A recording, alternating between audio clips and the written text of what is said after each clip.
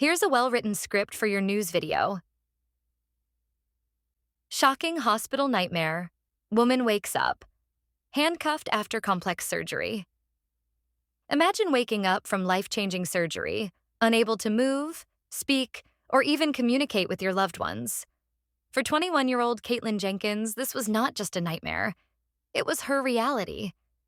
Jenkins has spent her life battling Chiari malformation type 1, craniocervical instability, CCI, and Ehlers-Danlos syndrome, EDS, conditions that have led to relentless pain and multiple surgeries. After years of searching for answers, she found a specialist neurosurgeon in New York who recommended craniocervical fusion surgery. It was supposed to be a turning point, but nothing could have prepared her for what happened next. The moment she regained consciousness after surgery, sheer panic set in. She couldn't speak. She couldn't move. And to her horror, her hands were restrained. It felt like I was trapped in a living nightmare, Jenkins recalls. The hospital had placed her in soft restraints to prevent her from accidentally removing the ventilator that was helping her breathe. But no one had warned her about this beforehand. The confusion and helplessness were overwhelming. She resorted to tracing letters on her mother's hand, desperately trying to ask for her boyfriend. As the swelling subsided, the medical team removed the ventilator and the restraints. But the emotional trauma lingered. I wish hospitals had a better way for patients to communicate when they're on a ventilator and restrained. Not being able to express myself made an already terrifying experience even worse, she says.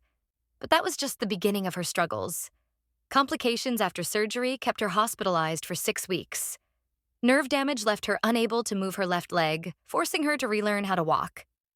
A dangerous fall during therapy caused lasting damage, and she now requires a catheter daily. Additionally, 3 surgical screws came loose due to osteolysis, a condition that weakens bone tissue. Yet, despite all of this, Jenkins refuses to give up.